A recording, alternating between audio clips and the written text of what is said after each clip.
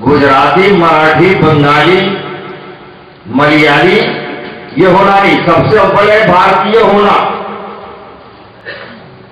تو آج جو ہے کہ سنی ہوں، شیعہ ہوں، وہابی ہوں، دیوبندی ہوں، بریلوی ہوں، کشمیری ہوں، سب سے پہلے کیا ضروری ہے؟ مسلمان ہونا۔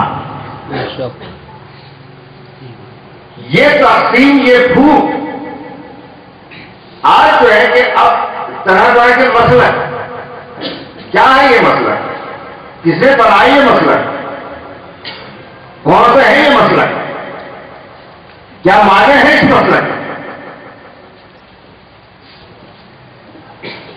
مسلک اسے کہا جاتا ہے اردو زبان میں جسے مسلک کہتے ہیں، عربی میں اسے مذہب کہتے ہیں۔ ہم جسے مذہب کہتے ہیں عربی میں اسے دین کہا جاتا ہے۔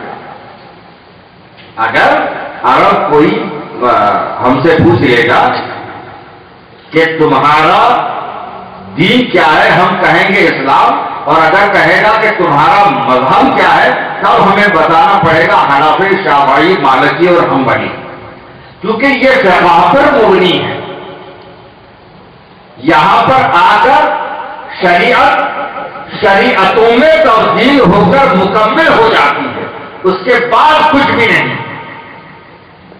آج عقائد کے نام پر مسلک کہ یہ مسجد بڑا بڑا مسلک کے تحت ہے، یہاں کا ٹرسٹ بڑا مسلک کے تحت ہے، یہ تو ہمارے عقائد ہیں۔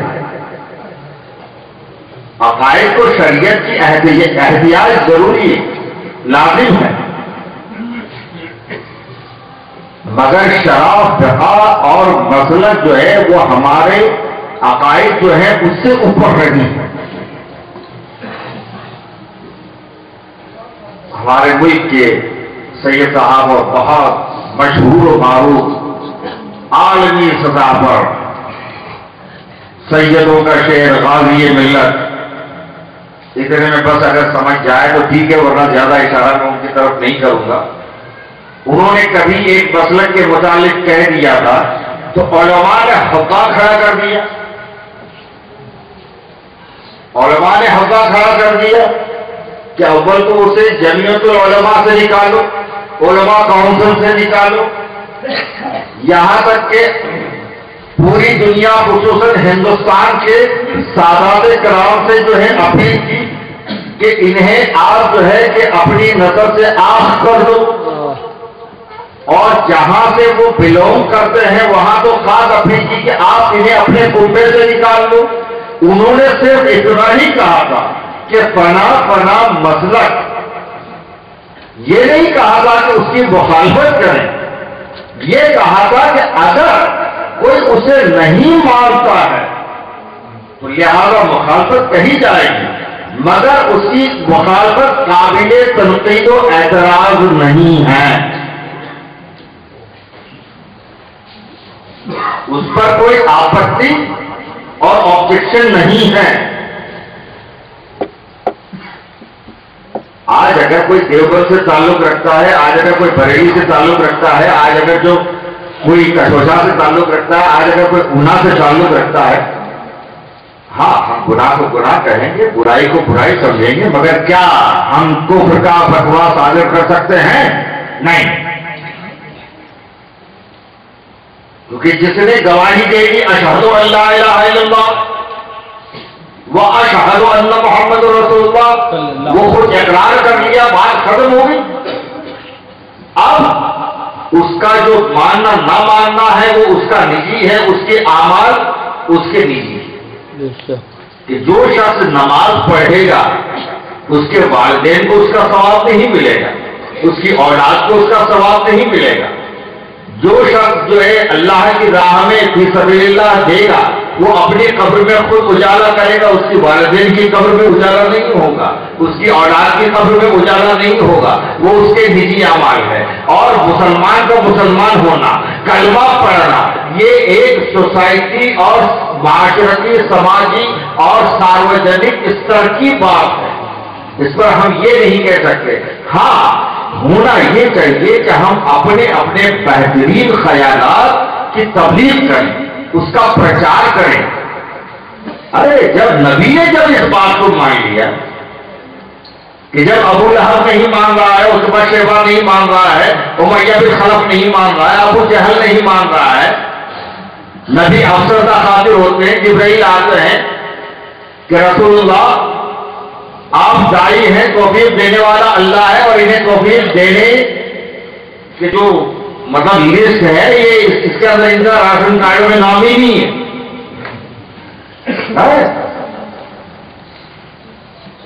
تو جب آپ نے قبول کر لیا تو کسی کی محبت پر ہمارا جبر نہیں، کسی کے عقیدے پر ہمارا تسلط نہیں، کسی کے نظریات پر ہمارا قبضہ نہیں. ہاں ہمیں چاہیے بنیاد، اور وہ بنیاد ہے ہماری ایمان. اور ایمان جو ہے کہ اسلام کے ذریعے سے اللہ کو وحدہ لا شریک اور محمد صلی اللہ علیہ وسلم کو اس کا رسول مان. بعد ازاں صحابہ کرام کا دور آتا ہے، احادیث نبویہ، اور پھر صوفیہ کا دور آتا ہے تو اقوال ذرعی.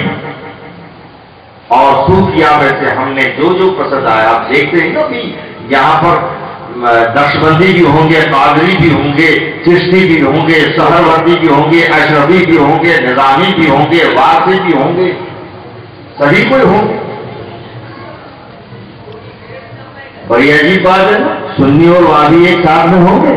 نہیں ہوں گے. یہ ہے تصور کہ نقشبندی بھی ہوں گے، قادری بھی ہوں گے، چشتی بھی ہوں گے، نظامی بھی ہوں گے، سہروردی بھی ہوں گے، وارثی بھی ہوں گے، ہندو بھی ہوں گے اور مسلمان بھی ہوں گے. یہ ہے اصل اسلام. مسلمان اسے کہا جاتا ہے جو اسلام کو کے نظریات کو مانتے ہوئے اس پر پیروی کرے. لہذا جیسے کہ آپ ہندو، ہمارے ہندو برادران ہیں، تو سناتن دھرم کے انویائی جو ہیں انہیں ہندو کہا گیا. اور ہندو کا نام کس نے دیا؟ آپ کہیں رامائن، بھگوت گیتا، وشنو پران، مہا بھارت کہیں اٹھا کر مجھے دکھا دیجیے کہ ہندو شبد ہو، ہندوستان شبد ہو. یہ خطاب ہمارے ہندو بندوؤں کو، سناتن دھرمیوں کو ہم نے دیا. بھارت ورش کو ہندوستان کہنے والا پہلا اگر کوئی تھا تو مسلمان تھا.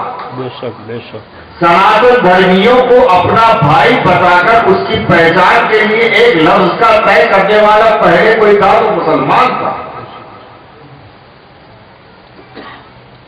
اور ظاہر سی بات ہے کہ اردو اور ہندی تقریباً ایک ہی زمانے میں ایک ہی شہر میں پڑی، اور جس ٹیم نے بنائی اور اس دونوں ہی ٹیم کے کیپٹن سیم ٹائم جو ہے حضرت امیر خسرو علیہ الرحمہ رہے ہیں. یہ ہے یکجہتی، یہ ہے اتفاق، یہ ہے اتحاد. اور میاں جہاں اتفاق اور اتحاد ہوگا، سورج روزانہ غروب ہو سکتا ہے، چاند پر گہن لگ سکتا ہے، مگر آپ کے راستے میں کوئی رکاوٹ نہیں آئے گی. اور اگر رکاوٹ آئے گی تو اتحاد اور اتفاق کی وہ تلوار آپ کے پاس ہوگی کہ اسے کاٹ کے پھینک دے گی. اور کیوں نہ کاٹ کے پھینک دے کہ ایسے دھاردار وسیلے اور صدقے جب ہمارے پاس ہیں، اور اللہ تعالیٰ ان کے دامن اور ان کے اکرام و انعام جو ان پر اللہ تعالیٰ نے کیے ہیں اس سے بس ہمیں وابستہ رکھے اور ہمیشہ تا قیام قیامت تک رکھے. کیونکہ یہی صراط مستقیم ہے، یہی اصل راہ ہے، اور یہی راہ ہدایت ہے. وما علینا الا البلاغ. آمین آمین ثم آمین.